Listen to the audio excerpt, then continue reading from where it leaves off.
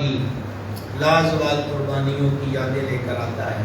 اہل بیت نبوت کہ جن کے لیے رب تعالیٰ نے قرآن پاک میں فرمایا انما یرید اللہ لیذھب عنکم الرجس، اللہ یہی چاہتا ہے اے نبی اہل البیت، اے نبی کے گھر والوں، کہ تم سے ہر قسم کے رجس کو دور رکھے، وَيُطَہِّرَكُمْ تَطْہِیرًا، اور تمہیں پاک کر دے جس طرح پاک کرنے کا حق ہے۔ بلا شک و شبہ ان آیات میں، اس سے پچھلی آیتوں میں جن پاک ذاتوں سے کلام ہو رہا ہے وہ امہات المومنین رضی اللہ تعالیٰ عنہن اجمعین کی پاک ذاتیں ہیں۔ جب یہ آیت اتری آقا علیہ السلام نے چادر شریف اوڑھی ہوئی تھی، حضور سیدہ کریمہ بطول زہرا، حسنین کریمین اور مولا مرتضیٰ، ان کو اس چادر میں لیا اور آسمان کی طرف نظر کر کے کہا الہی یہ ہیں میرے اہل بیت، ان کو پاک کر دے جس طرح پاک کرنے کا حق ہے۔ گرامی قدر حضرات، نبی کریم علیہ السلام نے فرمایا میرے اہل بیت کی مثال کشتی نوح کی طرح ہے، جو اس میں سوار ہو گیا وہ پار ہو گیا۔ جان عالم علیہ السلام نے فرمایا جس نے میرے اہل بیت سے نیکی کی اس کو اس نیکی کا بدلہ میں قیامت والے دن خود عطا فرماؤں گا جب وہ مجھ سے ملے گا۔ حسنین کریمین اہل بیت نبوت کے گلستان کے مہکتے ہوئے وہ عظیم دو پھول ہیں کہ جن کو خود نبی پاک علیہ السلام نے فرمایا حسن اور حسین دونوں دنیا میں میرے پھول ہیں۔ اعلیٰ حضرت نسیم البرکت امام احمد رضا رحمۃ اللہ علیہ یوں خراج محبت پیش کرتے ہیں، کیا بات رضا اس چمنستان کرم کی، زہرا کلی جس میں حسین اور حسن پھول۔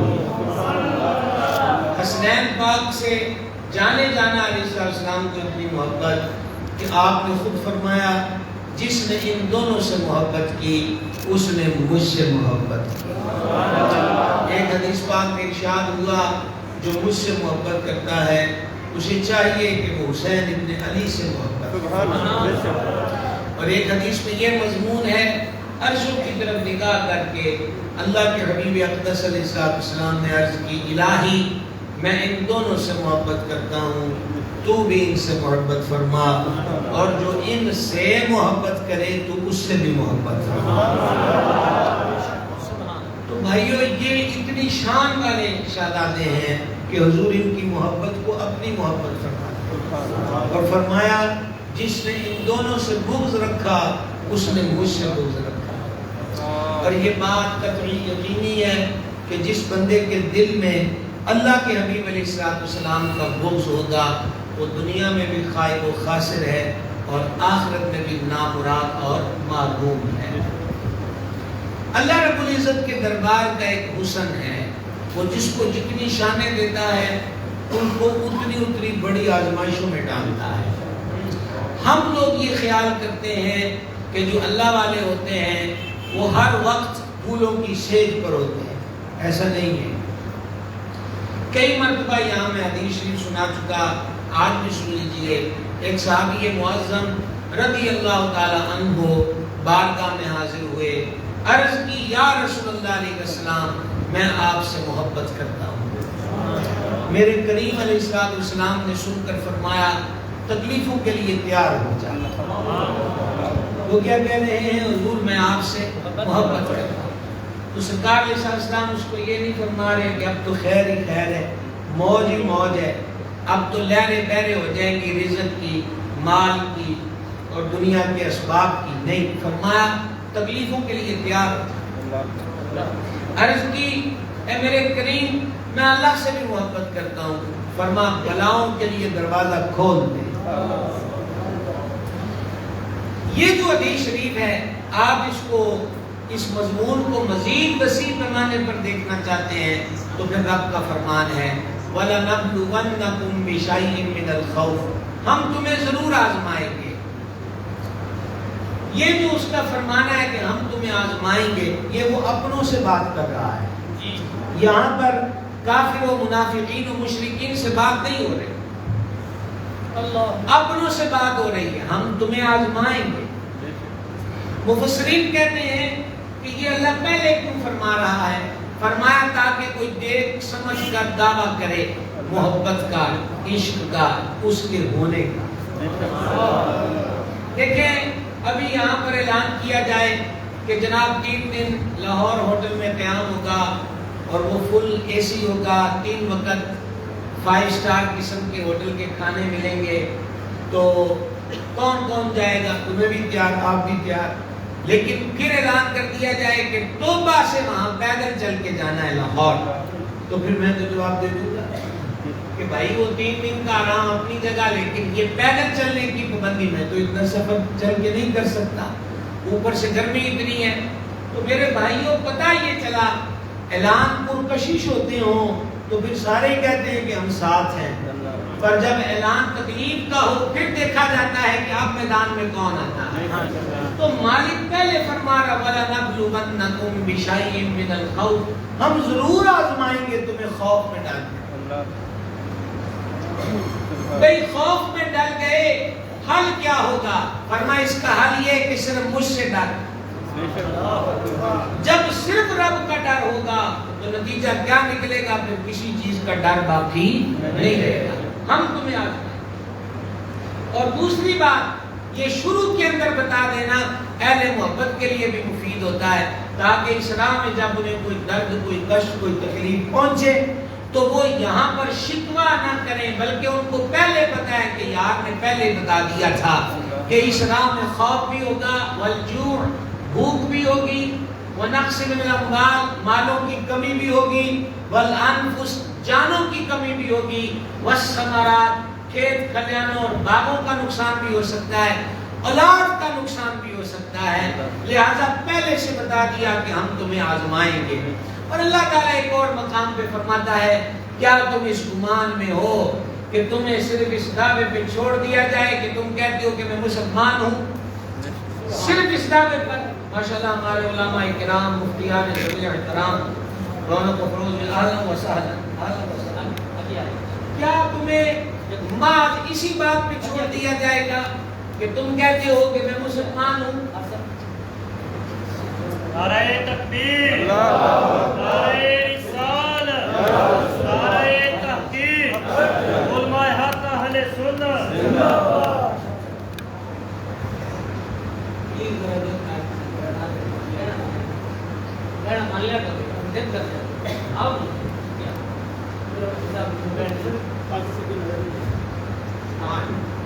نعرہ تکبیر، نعرہ رسالت، نعرہ حیدری۔ اللہ آپ سب علماء کرام کو سلامت رکھے، آپ کے رتبوں میں، عزت میں اللہ مزید بلندی عطا فرمائے۔ جی سبحان اللہ۔ تاکہ شروع میں ہی جب اس کو بتا دیا گیا کہ اسلام میں تکلیفیں آئیں گی، خواجہ غلام فرید احمد کہتے ہیں دل درد تو ماندی نہ تھی، درد جگر ایویں ہوں دے۔ یعنی جب اسلام میں تکلیف آئے تو وہ دل کو کہتے ہیں اے دل شکوہ نہ کرنا، پاؤں میں کانٹے کیا ہے، دل بھی چر جائیں تو مفتر نہیں کہنا، یہاں ضبط رکھنا ہے، صبر رکھنا ہے۔ کیوں؟ اس راہ میں جب نکلے تھے تو رب نے فرمایا کہ ہم تمہیں آزمائیں گے۔ امام شافعی رحمہ اللہ نے بڑی پیاری بات یہاں لکھی ہے، وہ فرماتے ہیں کہ ہم جیسوں کو بھوک میں کیا آزمائے گا؟ روزے کی حالت۔ سبحان اللہ۔ ہمارے لیے جوع کیا ہے؟ بھوک، روزے کی حالت۔ ونقص من الاموال، مال کی کمی کیا ہے؟ کہا ہم ان کو کہیں گے زکات دے، تو پھر دیکھیں گے کہ وہ لاکھ میں سے جب مال چند 100 2000 کی فگر کراس کر جاتے ہیں، مال چند 100 لاکھوں کے مقابلے میں جب زکات نکلتی 5000 نکل آئی تھی 2 لاکھ میں سے، اب وہ 5000 نکل گیا تو کیا آپ دیکھیں گے یہ وہ 5000 کو دیکھتا ہے یا ادھر 2 لاکھ کو بھی دیکھتا ہے کہ 2 لاکھ تھا تو 5000 نکلا؟ سمجھ رہے آپ؟ اور جانوں کی کمی کا مرض میں مبتلا کر کے، یہ عام لوگوں کے امتحان ہیں۔ ایک تو یہ بات سمجھ میں آ گئی کہ یہ تصور کہ جو اللہ والا ہو جاتا ہے وہ پھولوں کی سیج پہ چلتا ہے، یہ بات درست نہیں ہے۔ اللہ آزماتا ہے اپنے بندوں۔ پھر اس میں ایک اور کیٹیگری ہے، جس کی جتنی شان اونچی ہے اس کا اتنا امتحان سخت اور کڑا۔ حدیث سنیے گا، سمجھ آ جائے تو بتائیے گا۔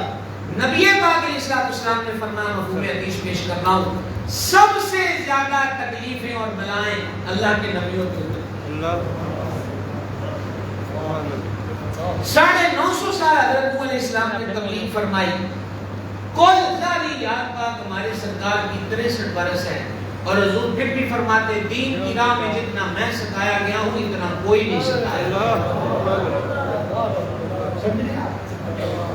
تو یہ راہ آزمائشوں والی ہے۔ جب آقا علیہ السلام سے نکاح میں نماز ادا فرما رہے تھے تو ابھی نبی معین کے کہنے پر اونٹ کی اوجڑ ڈال کر حالت سجدہ میں حضور کے کندھوں پہ رکھی گئی، اور کافر پھپتیاں کس رہے تھے، تالیاں بجا رہے تھے۔ سیدہ طیبہ طاہرہ حضرت مخدومہ بطول زہرا صلی اللہ تعالی علیہ وبارک وسلم حضور کے وجود سے اوجڑی کے اثرات کو دور کر رہی اور رو رہی تھی۔ فرما جانے بگر تم کیوں روتی ہو؟ عرض کیا آپ انہیں اللہ کا پیغام دیتے ہیں اور بدلے میں یہ آپ کو تکلیفیں دیتے ہیں۔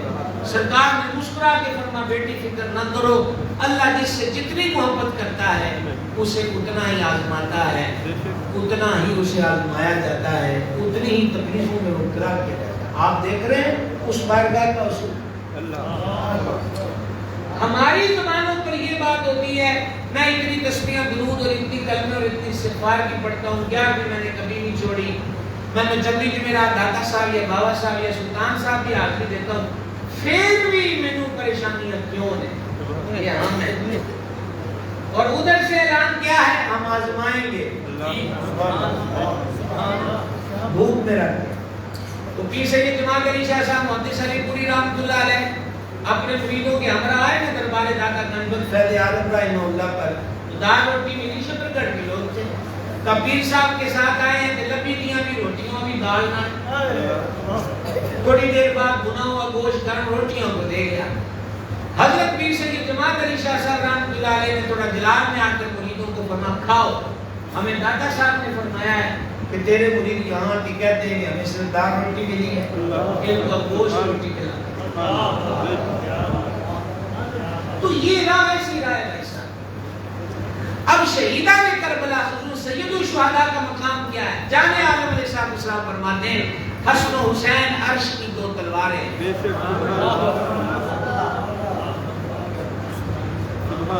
ان کا مقام کیا ہے؟ جامع عالم علیہ السلام نے فرمایا حسن اور حسین جنتی جوانوں کے سردار۔ ان کا مقام کیا ہے؟ جامع عالم علیہ السلام نے فرمایا حسن اور حسین اہل سنت کی آنکھوں کی ٹھنڈک ہے۔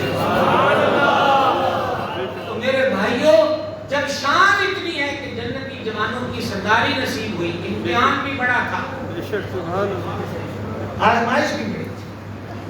حضرت امام عرش مقام کو یہ آزمائش ہے، 7 سال کی عمر نہیں ہوئی کہ سینے پر لٹانے والے، کندھوں پر اٹھانے والے، لب و رخسار کو چومنے والے، پیاس لگے تو نواسوں کے منہ میں زبان ڈالنے والے، نانا کریم علیہ السلام کا وصال شریف ہو گیا۔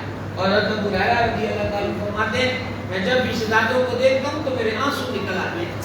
وہ کم سنی اور ادھر نانا کی شفقت اور حضور کا وصال فرما جانا۔ ربیع الاول میں جانے عالم کا وصال ہوا، ربیع الاخر، جمادی الاول، جمادی الاخر، رجب، شعبان، رمضان، چند مہینوں بعد شفقت فرمانے والی کریمی کے خمیر میں، جن کا خمیر ہی کریمی ہے، حضور سیدہ کائنات بطول زہرا رضی اللہ تعالیٰ عنہ کی ذات پاک چند ماہ کے بعد ان کا وصال ہو گیا۔ آپ کیا سمجھتے ہیں یہ درد چھوٹے ہیں؟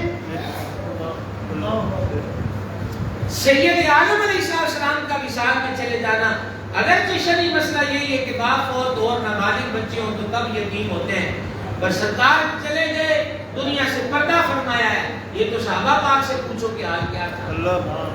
وہ کہتے ہیں جس دن حضور مدینہ پاک میں تشریف لائے ذرہ ذرہ روشن تھا، اور جس دن حضور نے وصال فرمایا یوں لگتا تھا کہ ہر طرف اندھیرا چھا۔ وہ ایک صحابی پاک کھیتوں میں ہل چلا رہے تھے، مستجاب الدعوات تھے، ان کو وہاں کسی نے بتایا سرکار کا وصال ہو گیا ہے، ہل چھوڑ کے ہاتھ اٹھائے، کہا یا اللہ آنکھیں تو اس لیے دی تھی کہ تیرے حبیب کو دیکھتی، اب وہ جلوہ پردے میں کر لیا ہے تو آنکھیں بھی واپس لے لے، اب ان آنکھوں سے میں نے کسی اور کو نہیں دیکھا۔ حضرت فاروق اعظم جیسی مضبوط حواس والی ہستی، وہ اس دن تلوار اٹھائے سکتے تھے کہ جس نے کہا نا کہ حضور وصال کر کے میں اس کی گردن اڑا دوں گا، وہ تو پھر معرفت کا بادشاہ صدیق اکبر ہے جنہوں نے ہر ایک کے دل پہ مرہم رکھا، کیونکہ حضور کے نائب ہیں، امیر کشمیر محبت ہے۔ میں کہتا ہوں صحبت یافتہ مریدوں اور وابستگان پر یہ گزری، سینے پہ آرام کرنے والے نواسوں پہ کیا گزری ہوگی؟ یہ درد کوئی تھوڑا تھا۔ پھر والدہ مالدہ کا دنیا سے چلے جانا، ماں بھی وہ جو چکی بھی چلائے جی اور ساری رات مسلم اور دعاؤں میں کہ یا اللہ اپنے حبیب کی امت کو بخش دے، اور شہزادے عرض کریں اماں آپ امت کے لیے دعا مانگتی رہتی ہیں، کبھی ساڈے واسطے مانگدیا نہیں کیا، کسی اور واسطے مانگدیا نہیں کیا۔ تو سیدہ کریمہ نے کہا بیٹا پہلا حق پڑوسیوں کا ہوتا ہے، میں قربان اس گھرانے کی سخاوت، بے اجازت ان کے گھر جبریل بھی آتے نہیں، قدر والے جانتے ہیں قدر و شان ہے۔ تو ایسی مشفقہ ماں کا چلے جانا کتنا بڑا درد تھا، کتنا بڑا درد تھا۔ پھر حضرت مظلوم کربلا نے اپنے باپ کی شہادت دیکھی، امام حسن پاک کا خطبہ پڑھو جو انہوں نے مولا علی کی شہادت کے بعد دیا تھا، کہا لوگو آج وہ شہید ہوا کہ جب وہ میدان میں اترتا تھا تو اس کی ایک طرف جبریل ہوتا تھا اور دوسری طرف میکائیل ہوا تھا۔ سبحان اللہ۔ والد ماجد کی شہادت کے صدمے کے بعد پھر بڑا کون ہوتا ہے؟ بڑا بھائی ہوتا ہے، بڑا بھائی ہوتا ہے نا، وہ باپ کی جگہ ہوتا ہے۔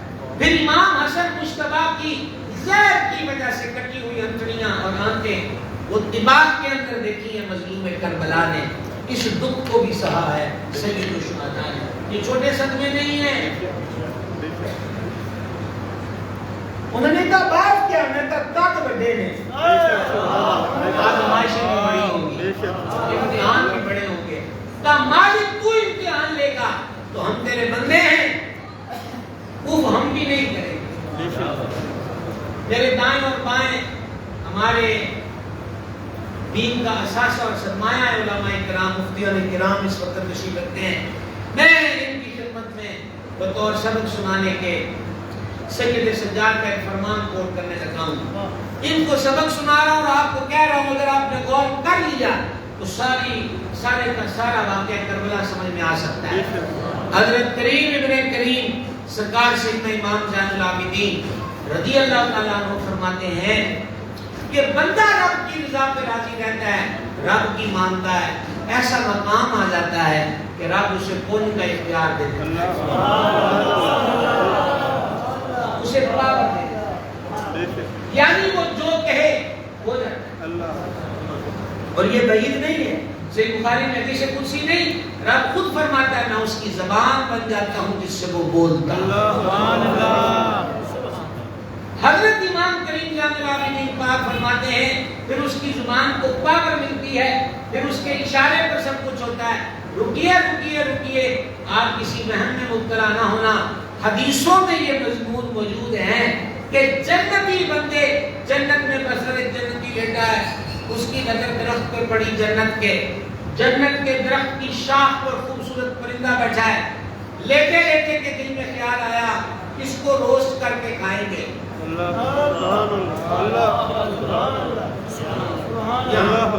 ابھی یہاں نہیں آیا، یہاں اور یہاں ہے، ادھر خیال آئے گا ادھر وہ روسٹ ہو کے پرندہ سامنے پیش ہو جائے گا۔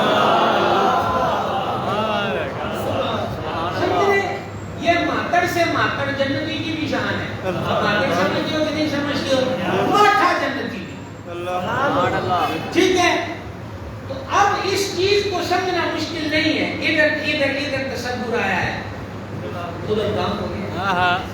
سید سجاد فرماتے ہیں ایک کا ایسا مقام آتا ہے، ایسا رتبہ آتا ہے ایسی شان آتی ہے ان کو ملتی ہے کہ وہ جو کہتے ہیں وہ ہو جاتا ہے. لیکن اگلی بات جو ضروری سبق ہے وہ یہ ہے، حضرت امام فرماتے ہیں لیکن جو رضا والے ہوتے ہیں، جو رضا راضی باجزا راضی، جیسے سلطان العارفین رحمہ اللہ نے فرمایا قادر دے حق دول ساڈی جے میں رکھے ہوئے رہیے ہو، جی میں رکھے ہوئے رہیے راضی باجزا. امام جان العابدین کریم فرماتے ہیں کہ وہ شان اور پاور کے باوجود بھی، پوری توجہ، شان اور پاور کے باوجود بھی راضی باجزا کے اس مقام پہ ہوتے ہیں کہ اپنی طاقت کو استعمال کرتے ہی نہیں. اللہ اکبر. آپ بے شک سب نہیں بولے، مجھے اس کا کوئی گلہ شکر نہیں ہے، میں نے بزرگوں کی نظر اسی لیے کیا تھا. اور سید سجاد کے اس فرمان کو میاں محمد بخش نے ایک شعر کی لڑی میں پرویا ہے. انہوں نے کہا طاقت دنیا زور نہ لایا، مان بیٹھے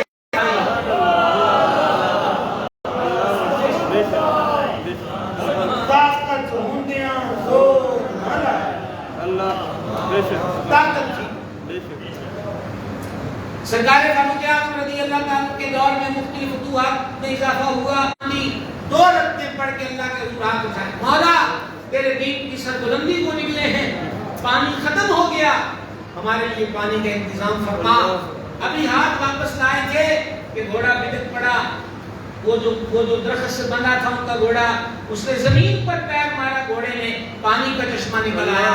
میں پوچھنا چاہتا ہوں فاروق اعظم کا بھیجا ہوا سوار دعا مانگے، اس کی سواری پیر مارے تو پانی نکلتا ہے، کیا خیال ہے اس سوار کے بارے میں جو نانا کریم کے کندھوں پہ سوار ہوتا رہا؟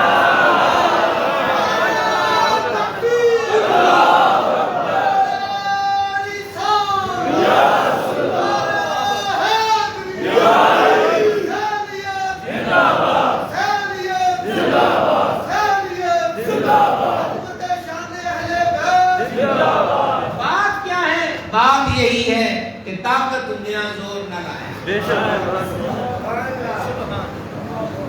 طاقت دنیا زور. بھئی صحیح مسلم کے اندر حدیث شریف ہے، اللہ رب العزت کے نام کی سربلندی کے لیے اٹھنے والے کو بادشاہ نے کہا کہ اس کو پہاڑ پہ لے جا کے ہاتھ پاؤں باندھ کے پھینک دو، اس کی ہڈیاں چکنا چور ہو جائیں. وہ طویل واقعہ سنانے کا وقت نہیں ہے، مضمون صحیح مسلم کے اندر ہے. جب وہ لے کر گئے اس مرد سالے جوان نے عرش کی طرف دیکھے کہا الہی دیکھ یہ کیا کر رہے ہیں. اتنا کہنا تھا زلزلہ آیا. وہ جو پکڑ کر لے گئے تھے نا بادشاہ کے آرڈر پر کہ پھینک دیں گے اس کو، وہ خود لڑک کے گر گئے، ان کی ہڈیاں ٹوٹی، وہ مر گئے. یہ جوان خرامہ خرامہ پہاڑ سے اترا اور جا سیدھا بادشاہ کے سامنے کھڑا ہوا. اس نے کہا دیکھ میرے رب نے بچا لیا، میں یہی تجھے کہتا ہوں تو خدا نہیں ہے. اس کو پھر غصہ چڑھا. اس نے کہا اس کو رسیوں سے باندھو، کشتی میں بٹھاؤ، گہرے سمندر میں لے جا کر بیچ سمندر کے پھینکنا، یہ سمندری مخلوق کی غذا و خوراک بن جائے، کچھ اس کا نہ بچے. اس کو وہاں ڈالا. وہ گئے. جب بیچ سمندر کے کشتی پہنچی، جوان نے پھر نظر اٹھائی، الہی دیکھ یہ میرے ساتھ کیا کر رہے ہیں. وہ ٹھہری ہوئی موجوں میں طوفان آئی، لہریں اچھلنے لگ گئی، ہوا کے زور میں اضافہ ہوا. وہ جو سپاہی ڈبونے آئے تھے وہ خود ڈوب گئے. اور یہ ایک تختے پر بیٹھ کر کنارے پر پہنچ گیا، لیکن بھاگا پھر نہیں، سیدھا بادشاہ کے پاس گیا. یہ بادشاہ نے کہا وہ کدھر گئے؟ اس نے کہا وہ ادھر گئے جہاں تو مجھے پہنچانا چاہتا تھا، مجھے میرے رب نے بچا لیا. پچھلی امتوں کا مومن چند گنڈوں کے نرخے میں ہو اور صرف نظر اٹھا کر گئے الہی دیکھ کیا کر رہے ہیں، زلزلے بھی آئیں، طوفان بھی آئیں. کیا خیال ہے آپ کا اس زبان کے بارے میں جس زبان کو حضور اپنے منہ میں لے گئے؟ مظلوم کربلا کی زبان، سید الشہداء کی زبان، اس زبان کی پاور کے بارے میں کیا، لیکن طاقت دنیا زور نہ ہے. آپ اس حقیقت کو سمجھیں. طاقت دنیا زور نہ ہے، طاقت دنیا